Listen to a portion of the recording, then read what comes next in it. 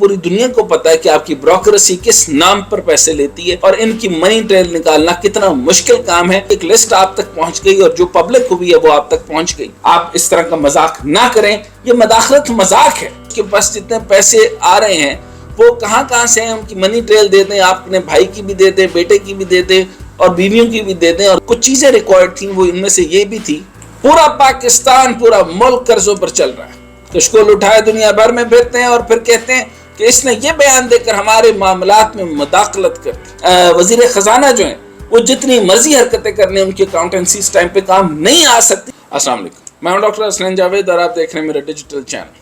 پورا پاکستان، پورا ملک قرضوں پر چل رہا ہے۔ کشکول اٹھائے دنیا بھر میں پھرتے ہیں اور پھر کہتے ہیں کہ اس نے یہ بیان دے کر ہمارے معاملات میں مداخلت کر دی۔ فلاں نے ٹویٹ کر کے ہمارے اندرونی معاملات میں مداخلت کر دی۔ آئی ایم ایف کے بارے پاکستان کے لیے مشن چیف نتن پورٹر نے کہا تھا کہ آئی ایم ایف سیاسی پیش رفت کا نوٹس لیتا ہے مگر ملک کی سیاست پر تبصرہ نہیں کرتا، اور کہا کہ امید ہے کہ آئین و قانون کے مطابق آگے بڑھنے کا پرامن راستہ تلاش کیا جائے۔ اچھا، یہ بھی بتاتا چلوں کہ رتن پورٹر صاحب کی جو آبزرویشنز تھی، ایک لسٹ آپ تک پہنچ گئی اور جو پبلک ہوئی ہے وہ آپ تک پہنچ گئی۔ لیکن یہ جو جس بات میں ناراضگی ہے، کیا اس بات کا آپ کو پتہ ہے کہ رتن پورٹر اور آئی ایم ایف چیف اور آئی ایم ایف کی آپ لوگوں سے کچھ چیزیں ریکارڈ تھیں، وہ ان میں سے یہ بھی تھی کہ آپ کی جو پوری بروکریسی ہے اس کے پاس جتنے پیسے آ رہے ہیں وہ کہاں سے ہیں، ان کی منی ٹریل دے دیں، آپ اپنے بھائی کی بھی دے دیں، بیٹے کی بھی دے دیں اور بیویوں کی بھی دے دیں۔ اور یہ بات رتن پورٹر اور آئی ایم ایف پوری دنیا کو پتا ہے کہ آپ کی بروکریسی کس نام پر پیسے لیتی ہے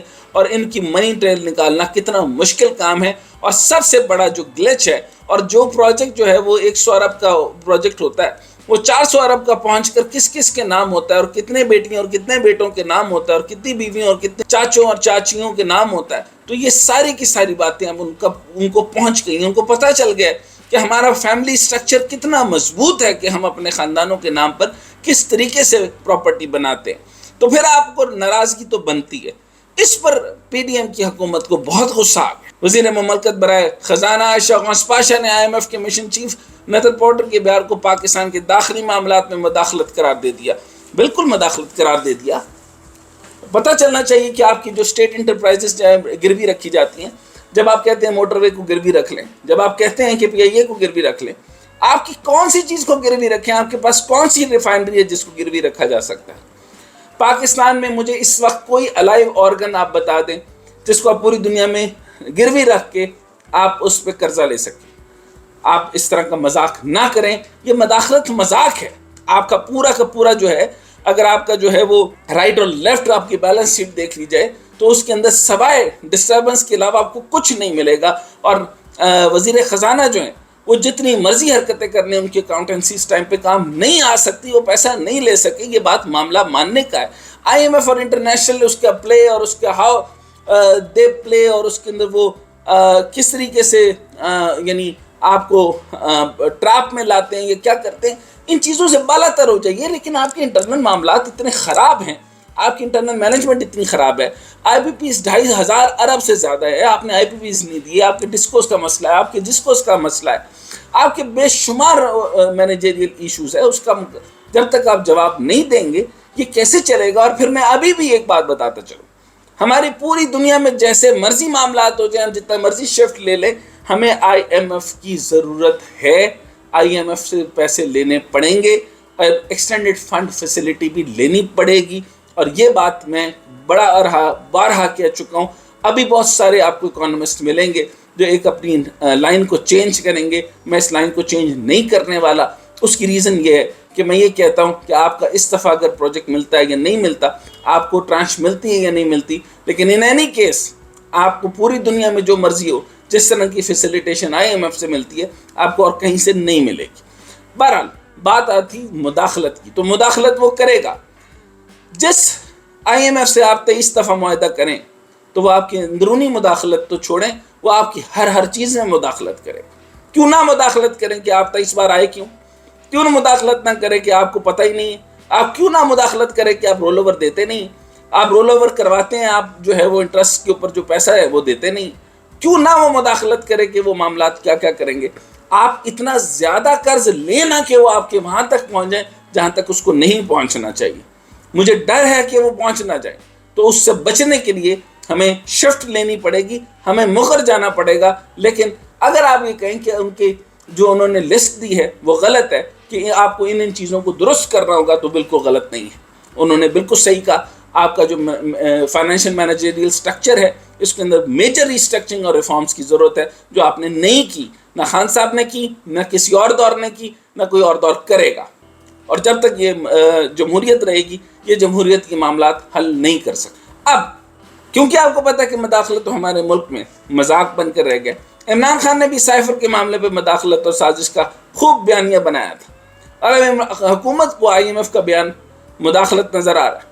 جب حکومت آئی ایم ایف کے آگے گھٹنے ٹیک کر تمام شرائط مان چکی ہے تو تب انہیں مداخلت نظر نہیں آئی. جب آئی ایم ایف کے کہنے پر بجلی، گیس اور ٹیکسز لگائے جا رہے تھے تو تب مداخلت نہیں تھی. اب اگر آئی ایم ایف نے کہا ہے کہ امید ہے کہ قانون اور امن کے مطابق آگے بڑھنے کا حل تلاش کیا جائے تو یہ مداخلت ہو گئی. آپ چاہتے ہیں کہ ساروں کو پیل دیا جائے، لیکن جو نہیں پلنے والے اور جو کہہ رہے ہیں کہ ہم فوج کے ساتھ ہیں اور ہمارے پر امن رہنا چاہتے ہیں، ہمارا نظام درست ہے، خان صاحب کے غلط نظریات جو ہیں ان کی سزا ان کو ملنی ہے. جن لوگوں نے اس پہ ملوث ہیں ان کو ملے گی. اور اس کے اندر جو اچھے لوگ ہیں جو کہ ریاست اور سیاست کو اتنا برا تو نہ کریں کہ آپ کے وہ اگلے دور کے لیے جو ہے وہ کبھی بھی کسی بھی وقت میں آپ کے لیے جو ہے وہ ڈیموکریٹک نہ صحیح، اس کے اندر ہی ٹیکنوکریٹس نکلنے اور میریٹوکریٹک سسٹم نکلنا ہے. تو انسانوں کو تو آپ کمزور نہیں کر سکتے. یہ بات بھی درست ہے کہ اگر آپ نے عمران ریاض خان جیسے لوگوں کو بنایا تو آپ کو نقصان ہی پہنچنا تھا.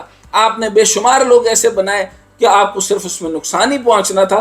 انہوں نے وہی کرنا تھا جو ایک من لوگ کیا کرتے ہیں، اور یہی اس پاکستان کا تباہی لگا دیا، ہر لحاظ سے تباہی لگا دیا. یہ فواد چودھری آپ کے جو ہے وہ سائفر کے معاملات میں اور آپ کی دوسرے معاملات میں، اور پھر صوبوں کی تقسیم کے معاملات میں، اور صوبوں کو توڑنے کے معاملات میں، اور صوبوں کے اندر جو الیکشن کے معاملات کے اندر جب اس طرح کے شہباز گل، فواد چودھری، مراد سعید، اس طرح کے گھٹیا ترین لوگ جب آئیں گے تو، اور اسی طریقے کے یہ عمران ریاض اور سو آن سو فورتھ، ایک لمبی ٹریل ہے. جب آپ کے لیو کمنٹ صحافی آئیں گے تو پاکستان کے بارے میں غلط خبریں، پاکستان کی پاک ترین اور مضبوط ترین اور جیو اسٹریٹجکلی، جیو پروکسیمٹی کے مطابق ایک اسٹریٹجک سوچنے والی فوج ہو تو آپ اس کا رگڑا ہی لگائیں گے نا. تو کسی اور ملک کو تو ضرورت ہی نہیں ففتھ جنریشن وار کی. تو بہرحال اب ظاہر ہے جو ادارہ آپ کو قرض دے گا وہ امید تو رکھے گا کہ ملک میں آئین و قانون کی حکمرانی ہو تاکہ سیاسی استحکام پیدا ہو. معیشت ان سے سنبھل نہیں رہی. آئی ایم ایف سے مذاکرات اور معاہدہ کسی کنارے لگ نہیں رہا اور انہیں مداخلت نظر آ رہی. اب جو پیسہ دے گا وہ اس بات کو تو یقینی بنائے گا کہ اسے پیسے سود سمیت واپس ملیں گے. 1950 سے لے کر اب تک آئی ایم ایف سے قرض لے رہے ہیں اور 23 دفعہ آئی ایم ایف کے پاس جا چکے ہیں. جیسے میں نے آپ کو بتایا، جب آپ دوسرے سے پیسے لے کر اپنے ملک چلائیں گے تو پھر وہ آپ کے معاملات میں ٹانگ بھی اڑائیں گے، بیانات بھی دیں گے، اور گھٹنے ٹیکنے کو ٹکوائیں گے، اور ترلے بھی کروائیں گے، اور قرضہ نہ لیں اور اپنے پیروں پر کھڑے ہوں یا پھر نخرے نہ دکھائیں. یہ آپ لوگوں کے لیے ضروری ہے کہ آپ نخرے ٹخرے نہ دکھائیں، کیونکہ آپ کو ترلا ہی سوٹ کرتا، آپ ترلے کریں